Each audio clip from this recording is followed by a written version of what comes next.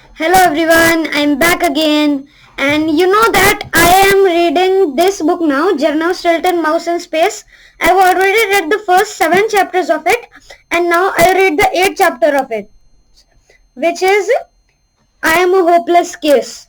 And before that, I'm gonna tell you, that means I'm gonna show you the Misso Secret Headquarters. See guys.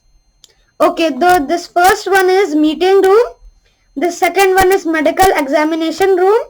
The third is laboratory. Fourth is control room. Fifth, underwater tanks. Sixth, laundry room. And the seventh and the last are the space simulators. So let's start with the 8th chapter. I am a hopeless case.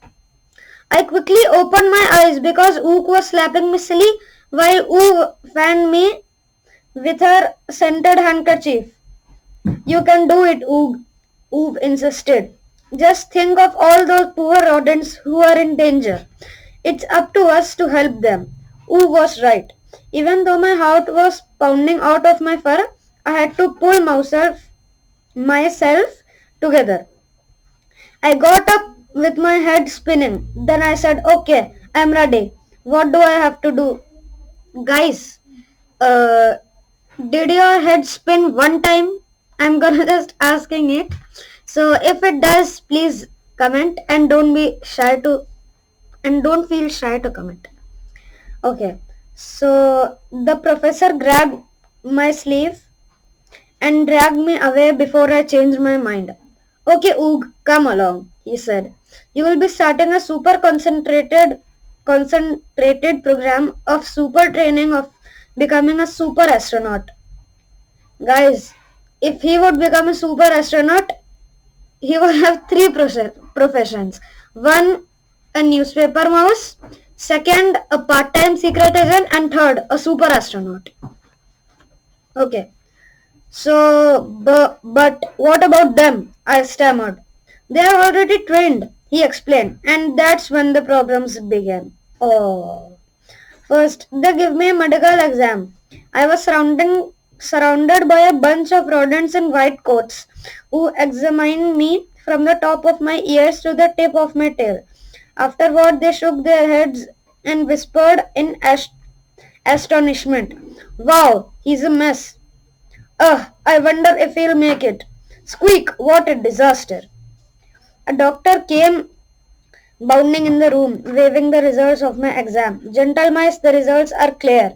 Agent Oog is a hopeless case. Yes, he's also a complete mess. At that point, I tried to make a quick getaway. Did you hear that? I screeched. I am a hopeless case. I don't have to. I don't have what it takes to be an astronaut. So adios, hasta la vista, see you later, and thanks to all. Guys, do you know what is the meaning of adios and hasta la vista? If you would comment and tell me what is the meaning, I will feel very thankful to you. Okay, so but the professor grabbed me by the tail. Where do you think you are going? He said. The chief says we have to get you in shape and ship you into the space. And no one argues with the chief. Don't worry, we'll fix you up. And boy, did they fix me up. They made me swallow a gigantic pill and a protein-rich shake. They even gave me a vitamin injection with a huge syringe. I screamed so loud they must have heard me all the way up to Mars. Guys, it wouldn't be real. Well, it means that he screamed so loud, but it wouldn't be here that guys or mouse or on Mars. First of all, we all knew that no one lives on Mars. And second of all, if he had screamed so loud, then it would not be on Mars. Okay, so then the situation got even worse. I began the super concentrated astronaut training. What an absolute and total disaster. Okay, so there were 4 images. What the exams were there. So it was the photos of the yes, it was the exams photos. So here it is. The first one, the doctor starred me with horrified expressions. Second, they wanted me to swallow a pill that was bigger than me. Third, the shake had a disgusting taste. And the fourth and final, I ran as fast I could, but they still got me with the syringe. Okay, so before I started to become an super concentrated astronaut, the professor explained, in order to become an astronaut, you must be in excellent physical shape, and as far as physics goes, you are in a bad shape. Have a degree in science, no creative types needed in space, have an excellent knowledge of foreign languages and made up languages don't count, not be afraid of anything, and I can bet my last cheesecake that you are afraid of everything. Have a great capacity to adapt.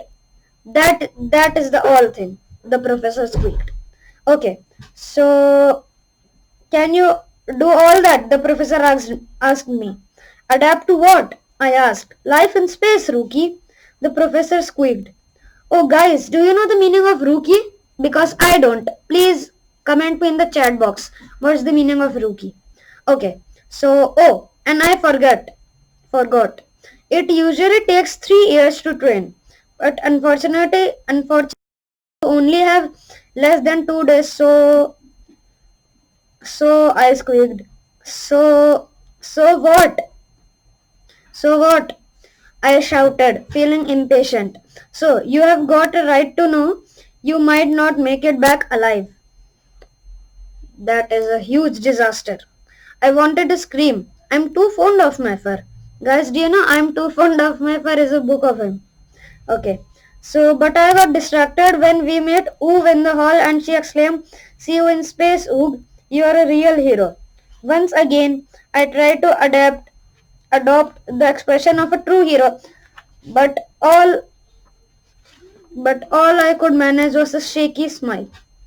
Yeah, yes, I am. Sir, see you, there, I stammered. But Oog was already gone. Oh, oh, why do I always get tongue-tied around Pretty Mouse? I stared into the distance until the professor pinched me. Wake up! No time for daydreaming, he squeaked. You have got work to do. First, you have 12 hours of training in the pool in full gear with your space suit, sorry. That's to try to teach you how to move in space. Though you are pretty clumsy. Guys, do you know the meaning of clumsy? Once again, please. If you don't do the all three, please get me the meaning of clumsy. Guys, it would mean a lot to me. Then you have 12 hours of parabolic flight to try to get you used to the absence of gravity, though you are already pretty slow. Then 8 hours of simulated aerospace piloting to try to teach you to steer the spaceship, though you are so spastic, and that's it. Guys, you were thinking that in this training there would be breaks. It wouldn't. In this training, no breaks would be. Even a 1 second break would not exist too. Okay, so the professor said that, and that's it. That's it, I screeched. That schedule is impossible. What about a dinner break? No breaks. The professor said. How about lunch? I asked. Nope, he insisted. A snack, maybe, or a little nap? I pleaded. Not a chance. Guys, I already told you that there would not be a single minute break. Okay, so he responded, there's no time to waste, rookie. Let's face it, you need all the training you can get it. If the chief wants me to somehow turn you into a super astronaut in 32 hours. Guys, that's it of the chapter. But my video is not end. So this is the last topic I'm gonna tell. Here's my 32 hours of power training. First one was pool training. I had to wear a space suit and repair a fake spaceship while floating in a pool. Slimmy Swiss cheese. Slimy Swiss cheese. I felt as awkward as a sewer rat on the top of a skyscraper. Zero gravity training on a parabolic flight. That is the second. I took a crazy flight on a plane. It flew upward, then the pilot turned off the engine. The plane went into a free fall and I began to float weightlessly. Then the pilot turned the engine back on and the plane flew up and repeat the cycle. Eek! I have a weak stomach. Guys, do you have a weak stomach? Well, I guess I don't have. Okay. So the third one was 8 hours simulating fight. I had to simulate piloting a spaceship for 8 solid hours. The training felt like a very complicated video game where I had to control a spaceship. At one time, I was even hit by a fake shower of asteroids. Yikes. And guys, guess what would be the reactions when all his training was completed? Okay, if you can't guess, I'll tell you the answer. His reaction was, cheese niblets! My head is spinning and the room is also spinning. Okay guys, this is it from my 9th video of the 8th chapter of the book Journey of Stilton Mouse in Space. So if you want to listen and see my more videos, like and comment on my every single video, ring the all notifications bell icon and subscribe to my channel Naughty Nutter. Bye guys.